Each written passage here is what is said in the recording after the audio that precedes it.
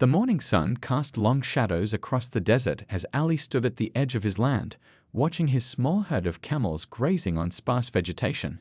He remembered the day 15 years ago when people laughed at his dream of starting a camel farm. Back then, he was just a farmer's son with big dreams and empty pockets. Growing up in a small desert village, Ali had always been fascinated by camels. While other children played games, he would spend hours watching the camel caravans passing through, studying how these magnificent animals moved with such grace despite their size. "These animals are special," his grandfather would tell him. "They can survive where nothing else can." Ali started working on other people's farms at 16. For 10 years, he saved every coin he could. Some nights, he slept just 4 hours before heading to his next job. His friends bought cars and nice clothes, but Ali kept his old sandals and patched clothes, his eyes fixed on a different prize. When he finally saved enough money in 2005, he bought a small piece of land that nobody wanted. It was too dry, too harsh for normal farming.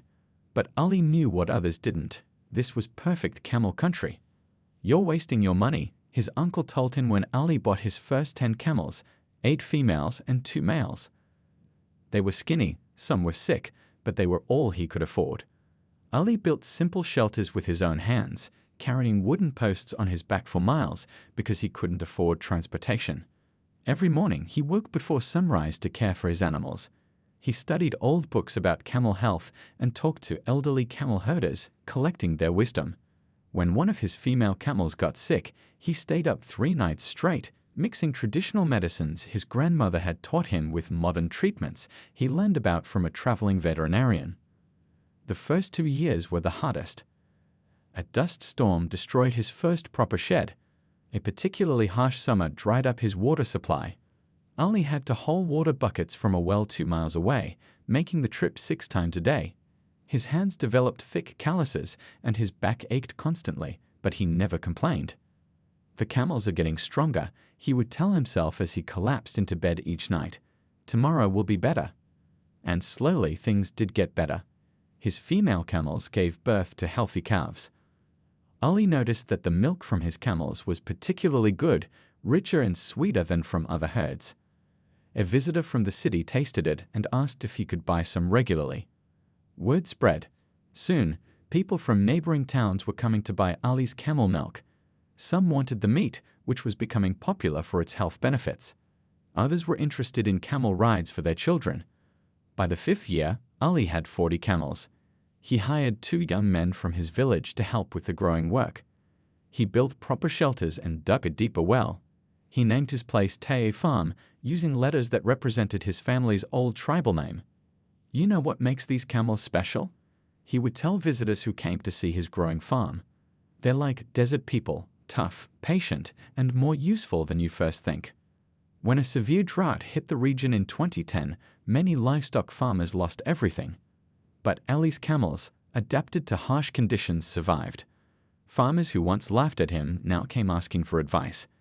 Government agricultural officers visited to learn about his methods. By the 10th year, TAO Farm had grown to over 200 camels.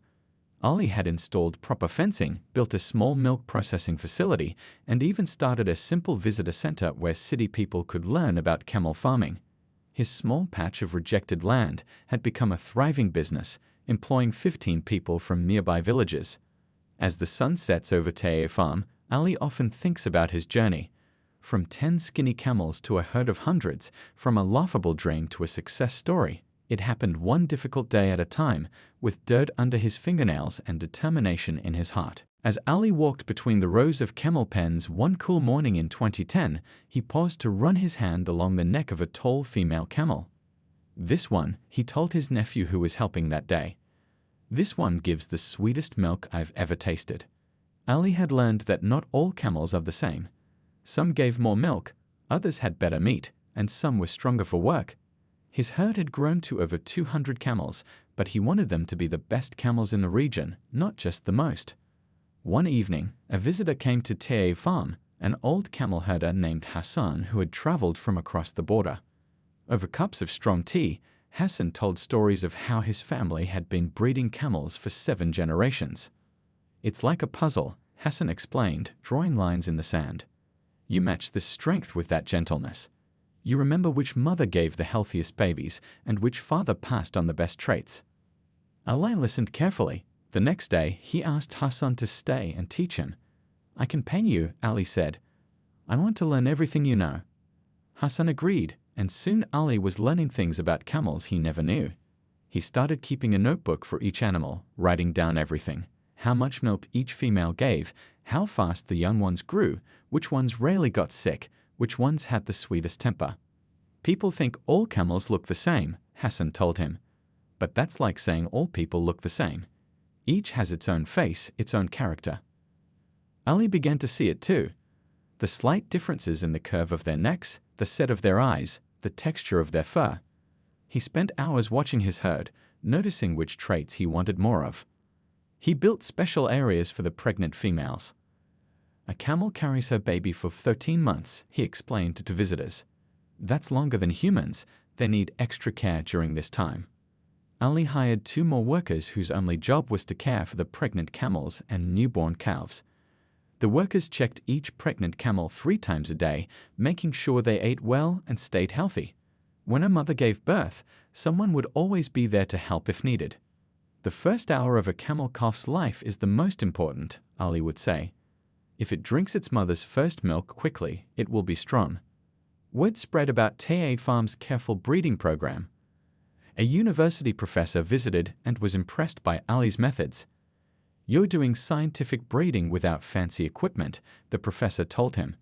"Some of our students should come learn from you." Ali began trading camels with other farms. He would travel for days to find a male camel with exactly the traits he wanted. Once he traded 3 of his camels for a single male from a famous lineage far to the north. "My neighbors thought I was crazy," Ali laughed when telling the story. "But that one camel improved our whole herd. His children give 20% more milk than others." By the 5th year of his breeding program, people could recognize TAO farm camels by sight. They stood a bit taller, their fur had a distinctive golden color, and they were known for being both strong and gentle. Ali created a simple but clever system using color tags.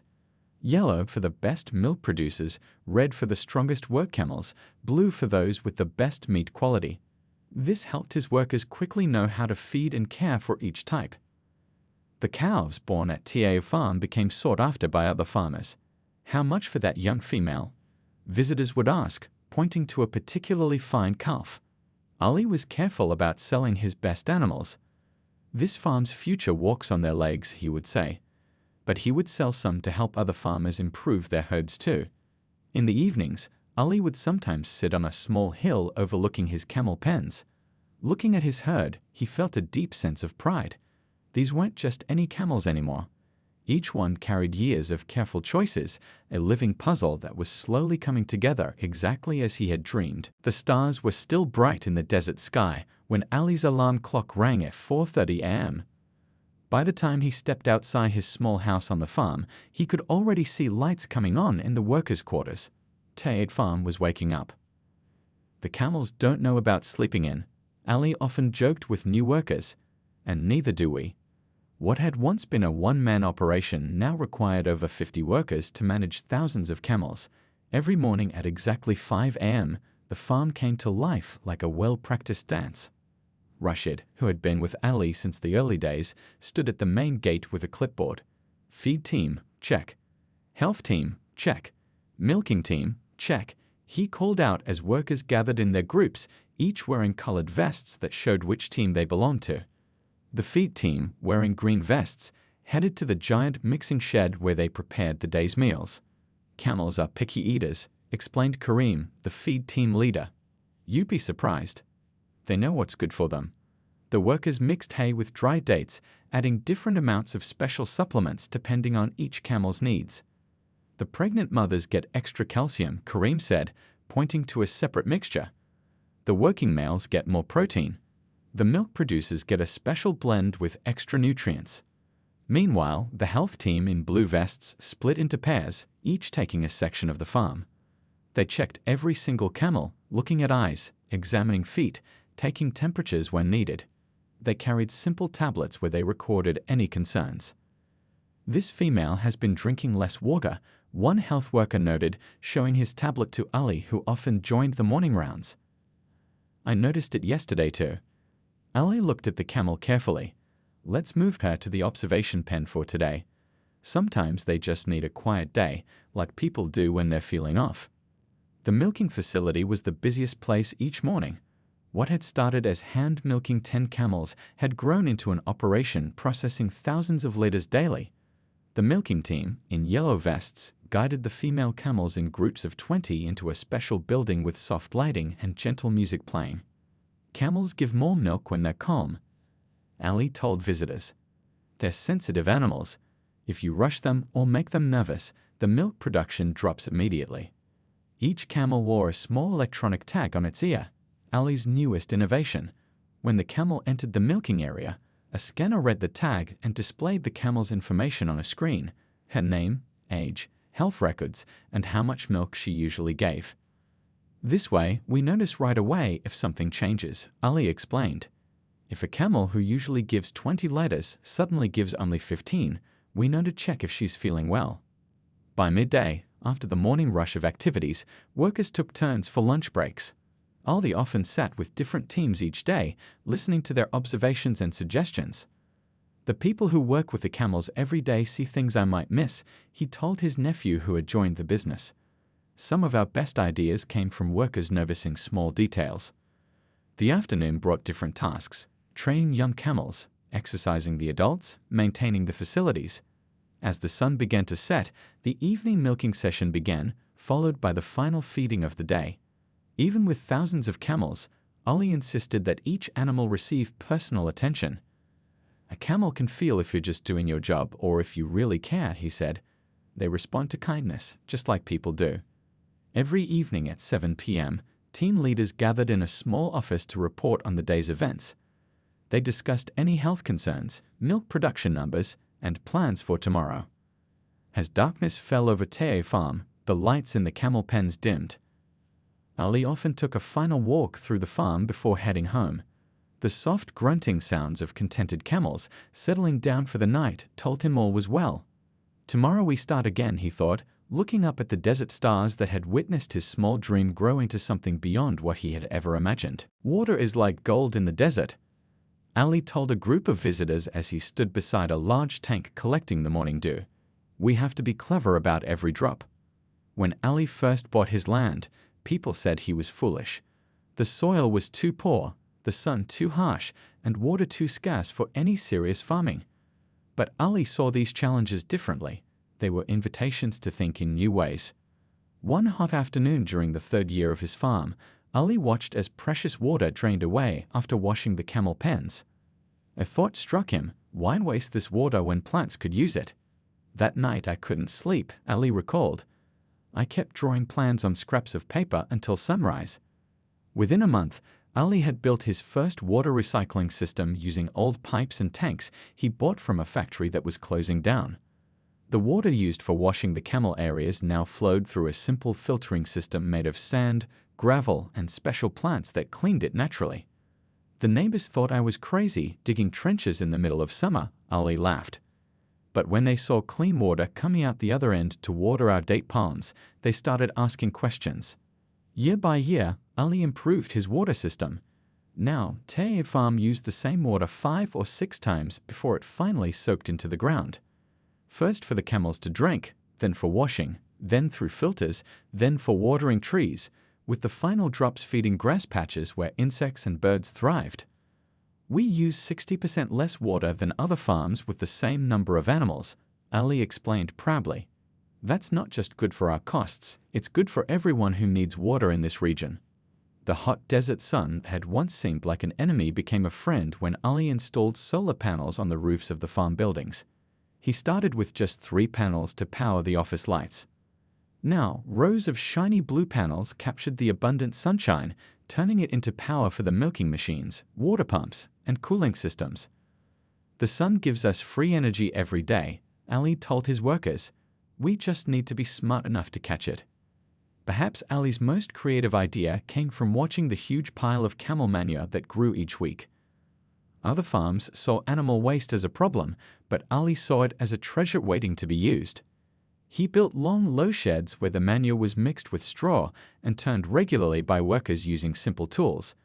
The heat of the sun helped break it down into rich, black compost. "This is better than any chemical fertilizer you can buy," Ali explained, holding up a handful of the dark soil. "And we make tons of it every month." The compost transformed the poor desert soil around the farm buildings. Ali's date palm plantation flourished, producing sweet fruit that provided additional income and shade. Under the palms, workers planted vegetables for the farm kitchen, creating a green oasis in the dry landscape. Ali also studied which desert plants the camels like to eat. He began growing these native plants in areas where nothing else would grow, using just a little recycled water to help them start. Soon, tough desert shrubs and grasses provided extra food for the camels while holding the sandy soil in place during windstorms. "These plants have lived in the desert for thousands of years," Ali explained. "They know how to survive here better than any imported grass could." Word about TAO Farm's green method spread. University students came to study Ali's water recycling system.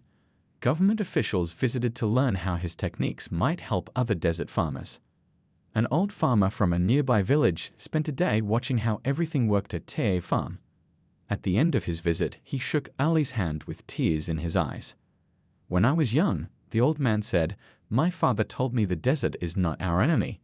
It's our teacher if we learn to listen. You have listened well." As the sun set over TAO Farm, casting long shadows across the green patches and golden sand, Ali felt a deep satisfaction. His farm wasn't just raising camels, it was showing a new way to live in harmony with one of the world's harshest environments. The sun was barely rising when Ali walked through the quiet hallway of his meat processing building.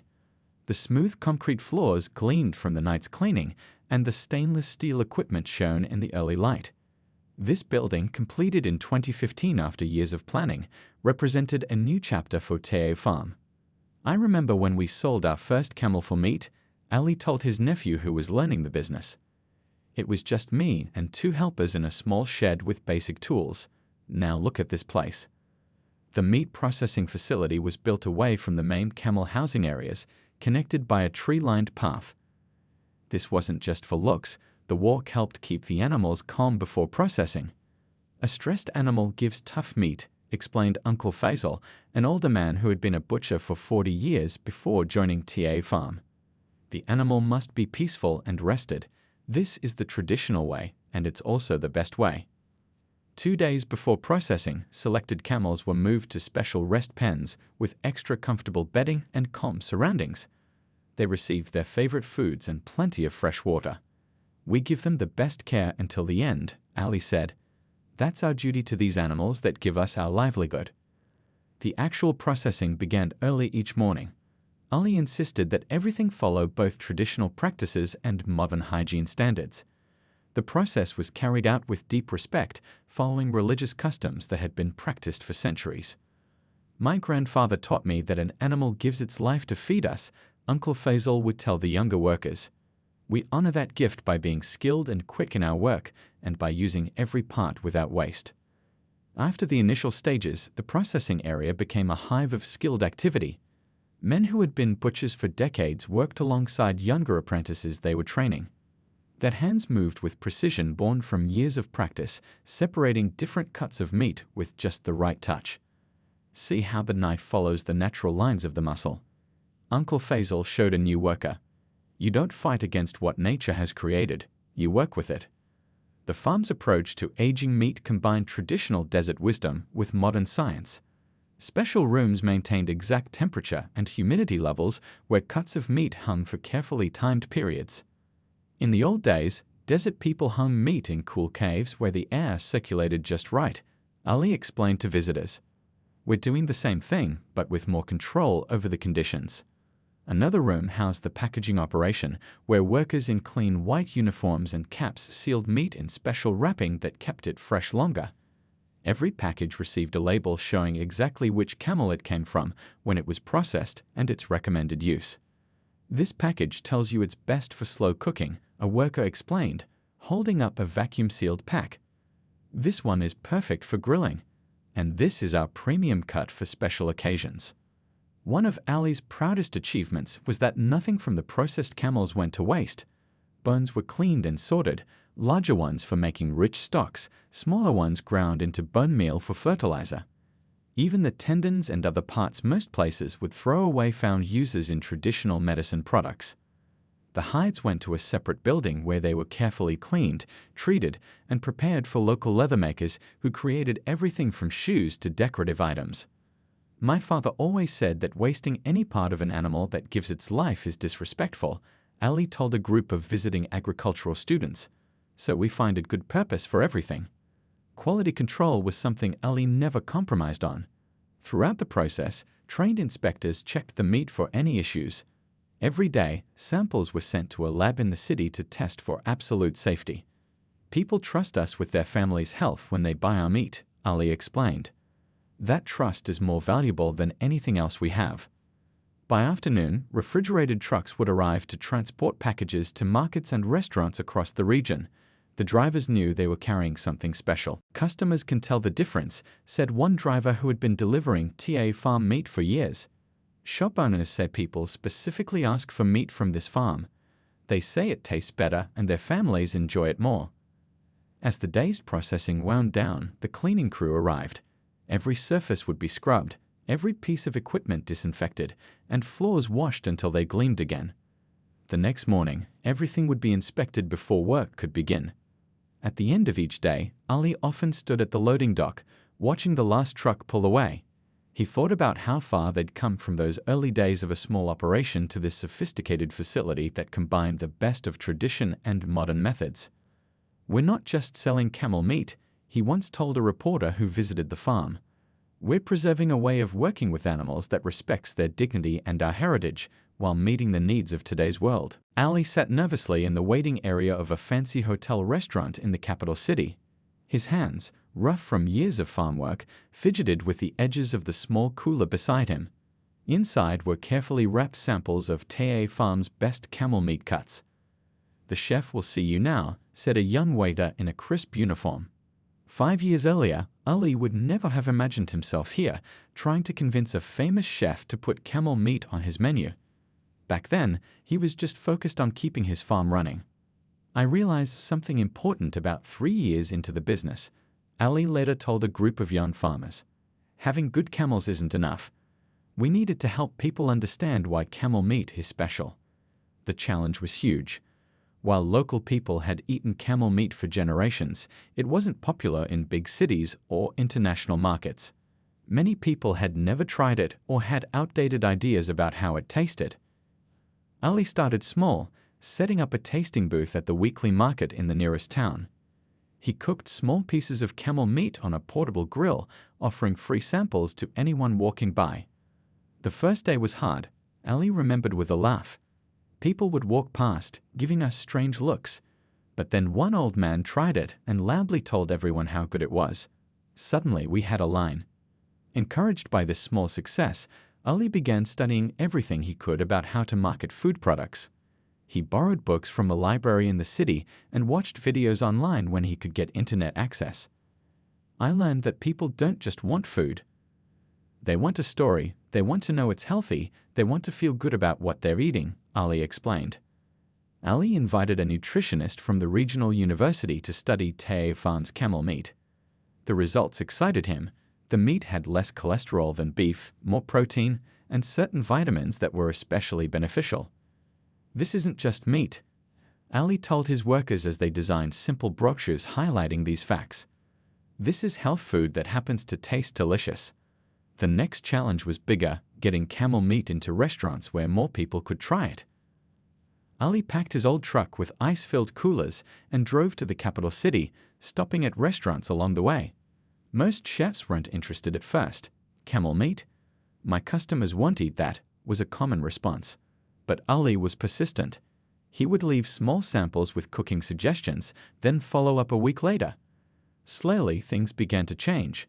A small family restaurant put camel burgers on their menu as a special item. They sold out in 2 hours. A hotel chef created a camel stew that became popular with foreign tourists looking for authentic local food. "Word of mouth is powerful," Ali said. Once a few brave people tried it and told their friends, we couldn't keep up with orders.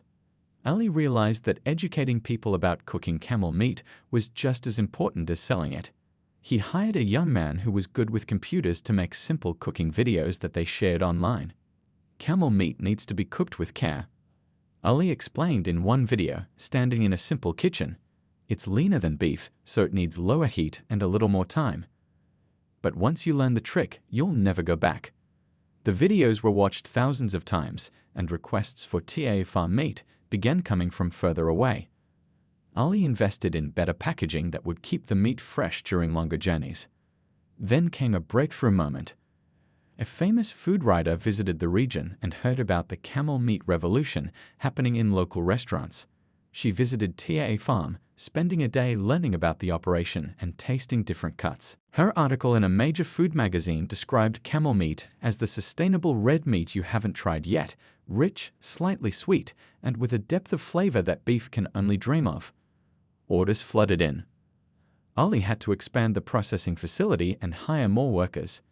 He also had to navigate complicated export regulations to send his products to neighboring countries. There were nights I stayed up until dawn filling out paperwork, Ali admitted.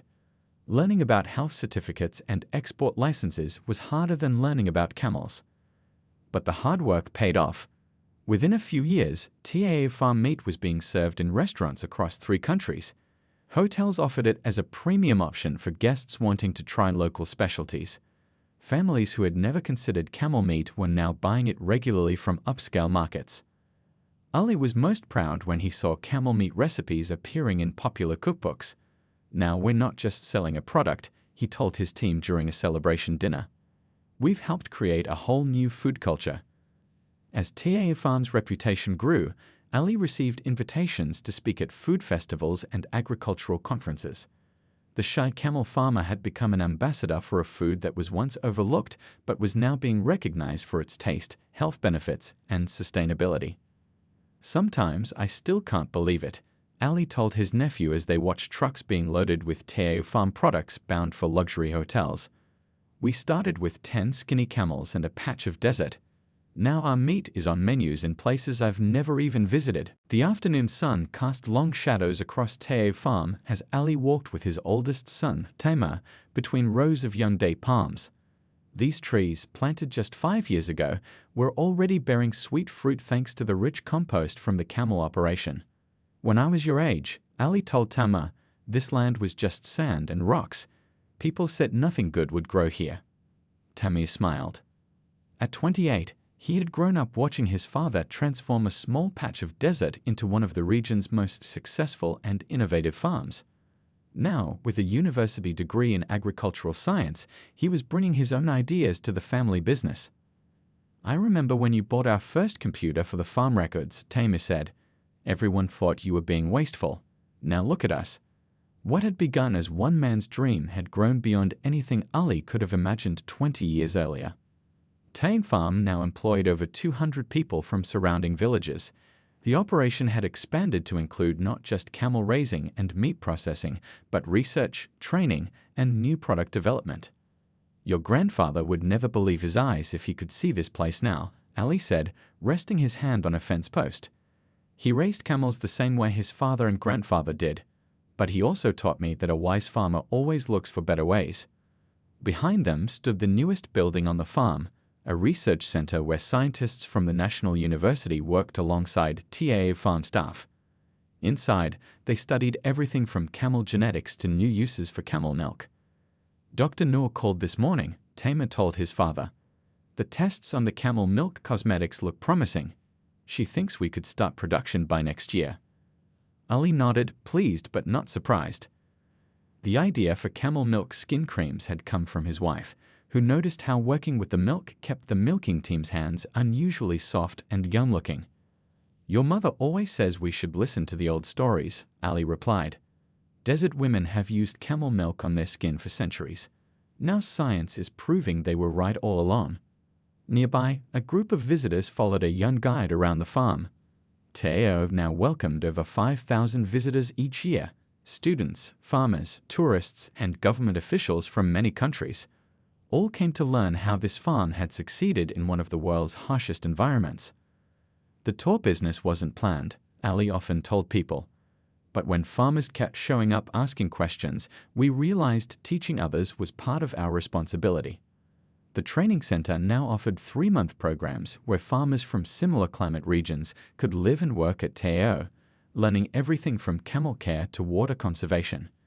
Many returned home to start similar operations adapted to their local conditions. Last week I got a letter from that farmer from the drylands far south, Ali told his son as they watched the tour group. He says his first 20 camels are doing well, and the water recycling system we helped him design has cut his water use in half. Tamir nodded. He sent photos too. His neighbors are already asking him to teach them. This was perhaps what made Ali proudest, seeing his methods spread to help other communities facing the challenges of farming in dry regions. With climate change making many areas hotter and drier, the lessons from TAO farm were becoming more valuable each year. In the distance, Ali could see his youngest daughter leading another group of visitors, local schoolchildren who came to learn about sustainable farming. At 16, she already showed a gift for explaining complex ideas in simple ways that children understood. "She reminds me of you," Tamer said, following his father's gaze, "always full of questions about why we do things certain ways." Ali smiled. "Asking why and what if has taken us far. I hope you and your sisters never stop questioning." As they headed back toward the main buildings, they passed the apprentice housing where 12 young people from different parts of the country were staying while learning camel farming. The apprentice program was one of Tamer's projects, his way of ensuring traditional knowledge wasn't lost while new innovations were developed. "Old wisdom and new science together," Ali often said. "That's the strength of what we're building here." In his office, Ali kept a small jar of sand from the original plot of land he had purchased all those years ago. Sometimes, when facing a difficult decision, he would hold it and remember how far they had come from those early struggling days. "People often ask me the secret to our success," Ali told a journalist who visited recently. "I tell them there is no secret, just hard work, respect for the animals and the land, and always being willing to learn." As the day ended and the farm's lights began to come on against the darkening sky, Ali stood with his son looking out over the operation that would someday pass to the next generation. "We're not just raising camels here," Ali said quietly. "We're raising hope for dry places. We're showing that with care and clever thinking, even the harshest land can provide a good living." Tamina nodded, understanding the true legacy of TAO Farm was not just in the buildings or the healthy herd of camels, but in the ideas that were spreading from this once empty patch of desert to similar places around the world.